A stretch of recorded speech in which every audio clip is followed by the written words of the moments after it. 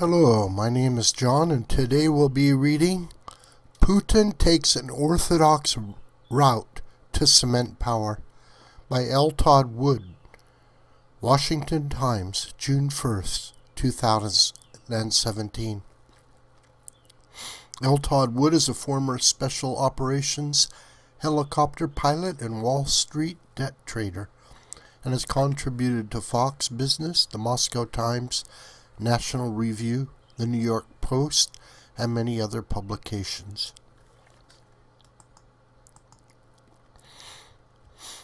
Because of radical Islamic terrorism, your religious affiliation has become an existential issue across the globe. Whether you are a Christian, Muslim, Hindu, Buddhist, or Jew, can literally mean life or death, no matter what country you are in. Western nations are not excluded from this scourge.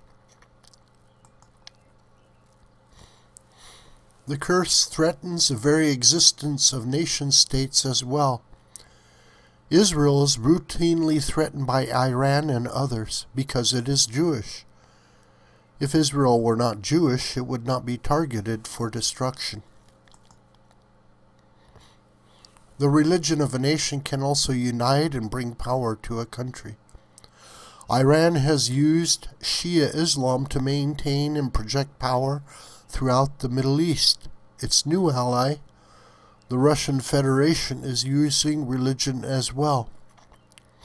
This time Orthodox Christianity, to consolidate its power and increase its influence across the globe.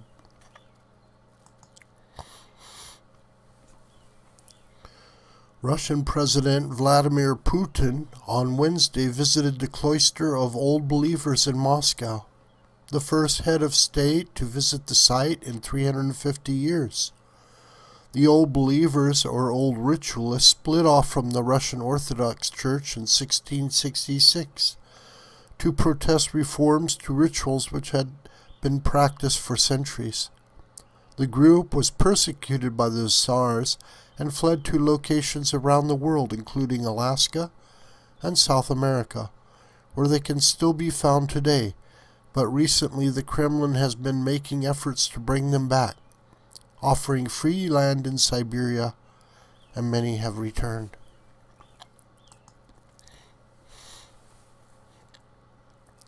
This week's visit was significant. Mr. Putin is attempting to make Russia the protector of Christianity. It is a powerful narrative. A Muscovite friend of mine declared when she saw the news of Mr. Putin's visit that headline just gave Putin a status of an immortal. Mr. Putin gave the Metropolitan at the cloister a biography of St. Nicholas and received an icon of the Holy Trinity, which of course he kissed on national television. With the slaughter of Christians taking place in the Middle East and elsewhere by Islamist terrorists, raising up Russia as a global champion of the Christian faith is a brilliant strategy to spark Russian patriotism and almost guarantee decades of power for Mr. Putin and his inner circle. Many in the West do not know Russia's history with Christianity. When Vladimir the Great was deciding what religion he wanted to install in Kiev and Rus in the late 10th century, the forerunner to modern Russia and Ukraine, he sent emissaries out around the world to learn about the different faiths. Upon their return, they told him Islam was not good due to the prohibition on alcohol and pork, as the Tsar loved to drink.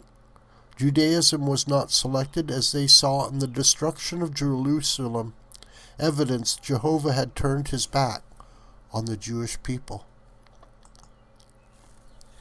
However, when the emissaries described the visit to the cathedrals in Constantinople, the capital of the Second Roman Empire, Byzantium, they remarked that they did not know if they were on heaven or earth when they beheld their beauty. In 988, Vladimir the Great converted the Kievan Rus to Christianity and established the Russian Orthodox Church. It is no coincidence that Mr. Putin just erected a giant statue of Vladimir the Great at the gates of the Kremlin.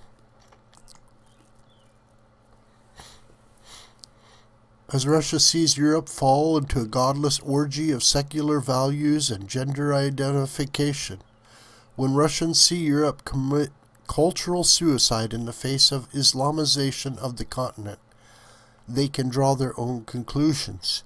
Holding up their own country as a bastion of the Christian faith is not just a way to consolidate power, but to restore the magnificence and influence of imperial times. Mr. Putin is no longer a communist. The one-time KGB agent is now the new Tsar of Christendom. This video is a production of the School of the White Crane. My name is John Brooker. You could reach me through commentary on this video and also through my Gmail listed here. Please share this video with family and friends and on social media. May God richly bless you.